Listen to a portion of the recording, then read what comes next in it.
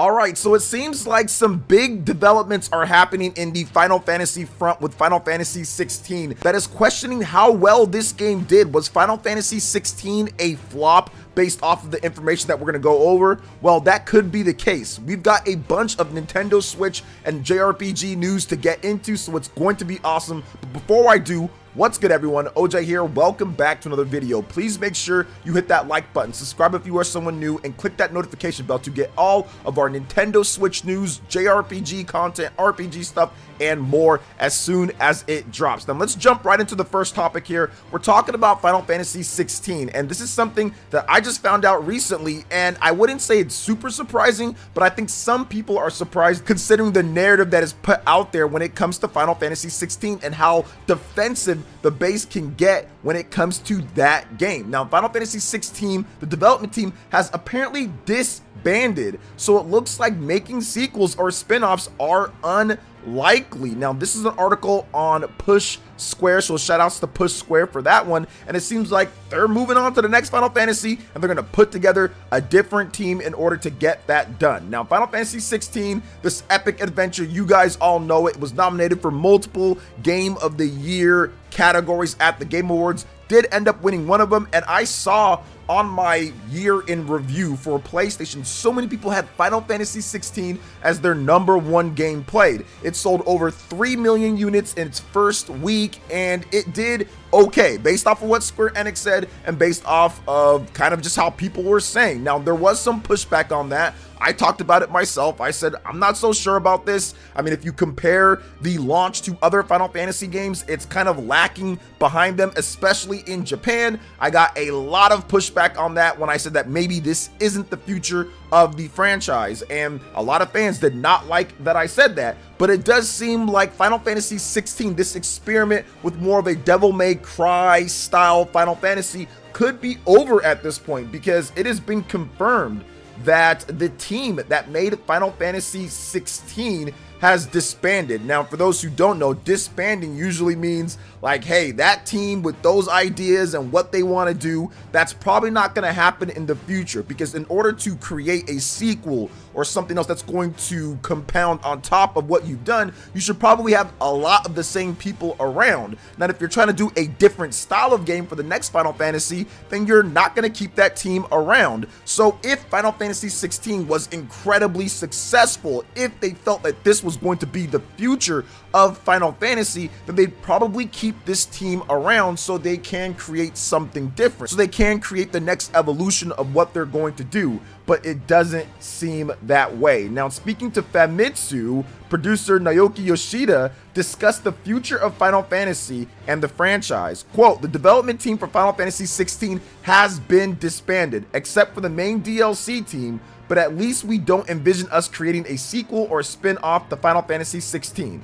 I have accumulated a lot of knowledge from Final Fantasy 16. Rather than continuing with one title forever, I would like to use that knowledge to consider new challenges such as the next title. So there you have it, guys. They've pretty much disbanded. It's not really going to be the same style. They're going to try something different. They're on to Final Fantasy VII Rebirth. They're on to different things. And once again, I think I saw this coming. Now, I don't want to be too harsh because Final Fantasy 16 fans can be somewhat crazy when it comes down to it. But I think that after the sales numbers at this point still not being updated, the fact that we really haven't had much of anything when it comes to Square Enix talking about it, or when it comes to the NPD, or when it comes to Famitsu, or when it comes to so many of these places that track sales, Final Fantasy 16 seems to have dropped off the face of the earth at this point. Amazon, like, I can't really find anywhere where the sales are really being tracked at a good clip or good rate.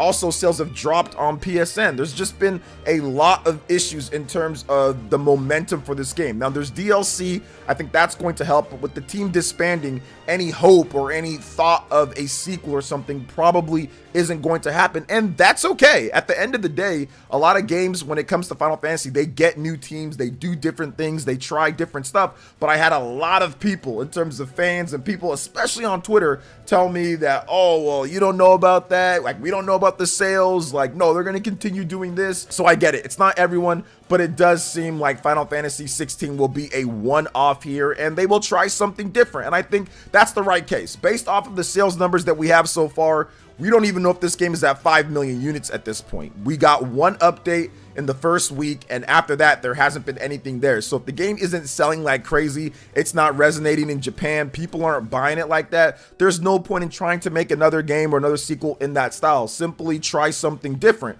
or see how Final Fantasy VII Rebirth sells and kind of go off of that. And if that is super successful and people want more of that, then that might be the way to go. Now, Final Fantasy VII Remake sold really well. We know about that. We know that they've updated us a number of times. It's also on more platforms. It's not just on PlayStation 5. So I think that also hurt a little bit with Final Fantasy 16. But at the same time, I think that the enthusiasm for this game was not shared across everybody, which it's not going to be for every title, but it seemed like people felt a little bit uncomfortable with some of the changes that they made for Final Fantasy 16, which is okay. Once again, sometimes you got to change things up if you want to find innovation in a game. But what do you guys think about this? I think it's very interesting overall. You guys can let me know in the comment section. But before we get into the next topic here, guys, I wanted to go over this video's sponsor. This video is sponsored by Atlus. Persona 5 Tactica is out now on the Xbox Series X and S, Xbox One, Windows PC, PlayStation 4, PlayStation 5, Nintendo Switch, and Steam. Persona 5 Tactica is a brand new tactical turn-based strategy game with the fan favorite Phantom Thieves. You guys know me, I love me some awesome tactics games, and Persona 5 Tactica is one of the best pick up and play tactics games released in 2023. Persona 5 Tactica offers dynamic combat with the series' staple Persona abilities, mass amounts of weapons, locations, dual attacks, and movement strategies create fun ways to mix up your combat and wipe out the enemies. The brand new story has fully voiced characters, replayable missions, multiple difficulty settings, and takes place in the iconic Persona universe. You'll also have brand new allies to team up with and foes to vanquish as you lead an emotional revolution in this exciting turn-based combat adventure. One of my favorite things about Persona 5 Tactica is just how slick the game is. The UI is super smooth, the music is incredible, which Persona is known for, we all know about that, and I was surprised at how much I was enjoying the story in the game. If you're ready to take control of the Phantom Thieves once again, check out Persona 5 Tactica on Xbox Series X or S, Xbox One, PC, PlayStation 4, PlayStation 5, Nintendo Switch, Windows PC, and Steam. All right, now let's go ahead and move on to the next topic here, guys. We've got Prince of Persia, The Lost Crown gameplay. We've got a 5-minute breakdown for this new action adventure because I think people are somewhat sleeping on Prince of Persia, The Lost Crown. Remember, this is made by the Rayman Legends team. Dash into a stylish and thrilling action adventure platformer game set in the mythological Persian world where the boundaries of time and space are yours to manipulate. Here are the key features in the game as you guys check out this brand new gameplay overview trailer. You can unleash your inner warrior, use your time powers, combat, and platforming skills to perform deadly combos and defeat time-corrected enemies and mythological creatures, acquire and equip new amulets at shopkeepers to play as you see fit. You can discover a cursed Persian-inspired world filled with bigger-than-life landmarks, explore a variety of highly detailed biomes, each with their own identity, wonders, and dangers. Yeah, this is Prince of Persia Dread. Prince of Dread. Use your wits to solve puzzles and hidden treasures and complete quests to learn more about the corrupted place. You have this epic adventure. You can immerse yourself in a Persian mythological fantasy through the intriguing and original story. That's good. It's an original. It's not something that's like a retake or a retelling of something before. Brand new. Cross-path with a bunch of colorful characters to unravel all of the mysteries of the land. Now you can embark on a carefully crafted experience, enjoy high-quality graphics, immersive cinematic, and fresh artistic direction, along with unique gameplay fluidity thanks to 60 frames per second on all platforms, including the Nintendo Switch. So Prince of Persia, The Lost Crown will launch on pretty much everything on January 18th. There's even a Luna version if you want to play a Luna version, but it's pretty much coming to everything here. There is a demo on January 11th, so you can check out the demo on your platform of choice or on all platforms, and then you can pick up the game if you want to pick it up from there. I'm loving this new gameplay footage. It looks lit. I'm going to keep talking about this game because I think this is going to be a surprise for a lot of people, because when they first saw this game, they saw the music that was released with, and they're like, what's going on here? We want the Prince of Persia Sands of Time remake.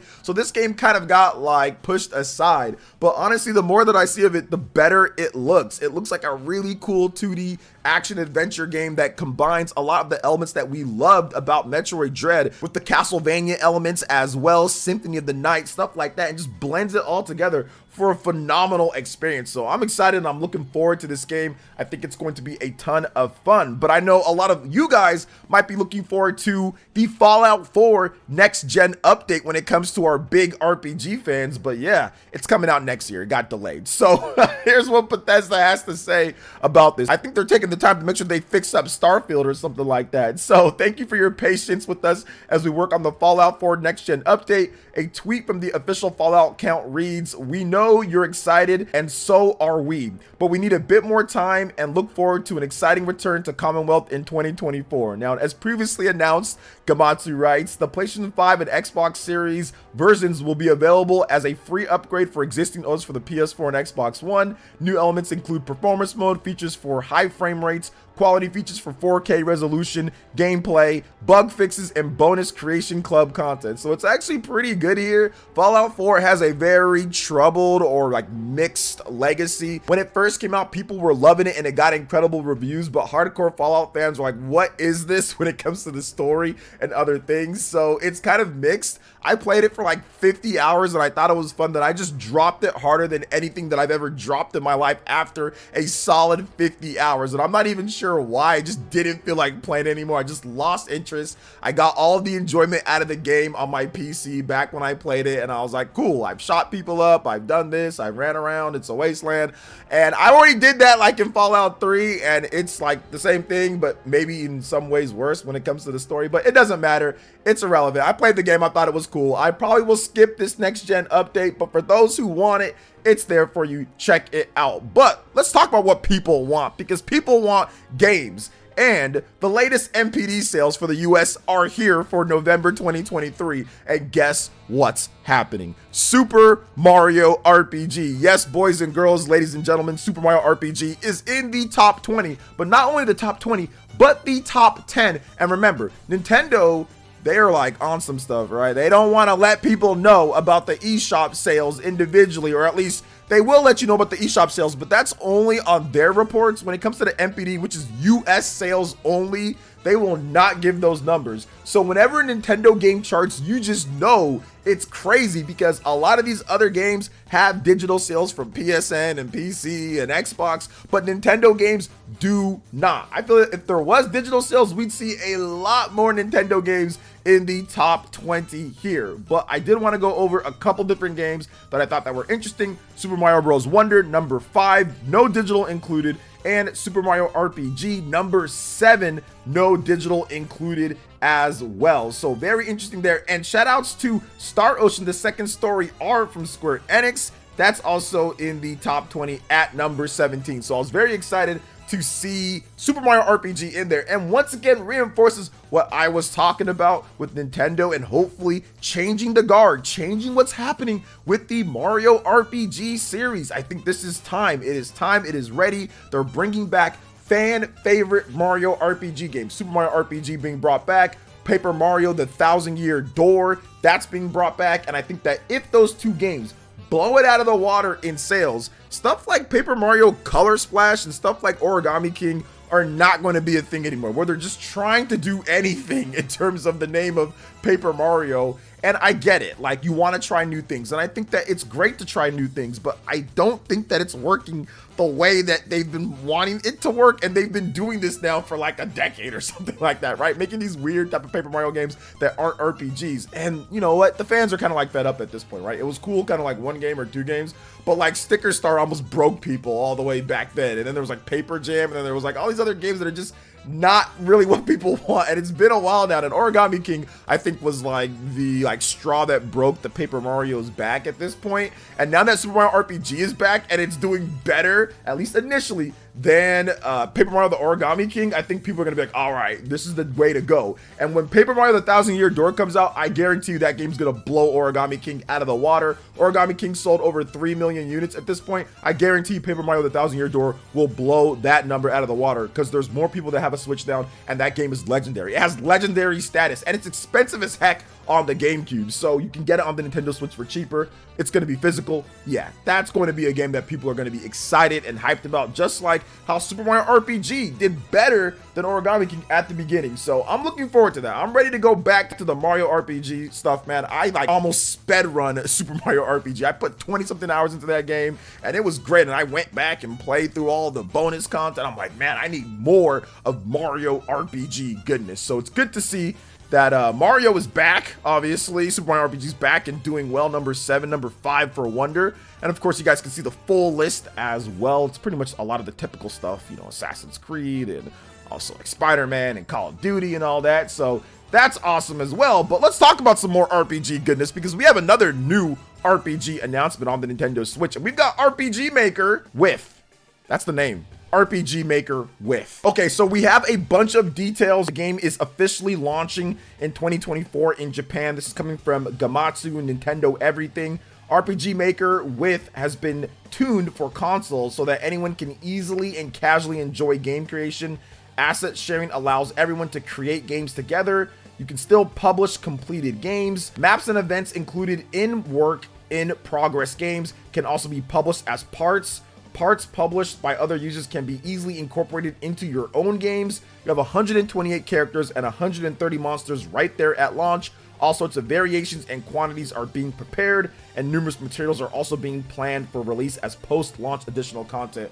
RPG Maker is one of the craziest things because I would never spend this much time creating a game. However, if you're someone that wants to get into game development, or even if you want this to be your break, if your game is good enough, if you can get people to check it out, I think that's a way to kind of get into the industry. There have been people who have used these maker creator games or these create games to get into the industry. We've seen it with Dreams. We've seen it with RPG Maker before. Heck, we've seen games even made within RPG Maker that have went on to have crazy amounts of success in terms of popularity. So yeah, it's awesome to see that they're always updating and creating new things for people to create. I'm just nowhere near creative enough to do any of this stuff. But let's talk about something that's more of my lane when it comes to RPGs, and that's The Legend of Heroes Trails Through Daybreak for the Nintendo Switch. We've got a demo that's not available in Japan. The full release is coming February 15, 2024. So of course here in the US, we could maybe be seeing a demo later and the release as well. So the demo allows users to play through the prologue of the story, save that it can be carried over to the full release when it launches,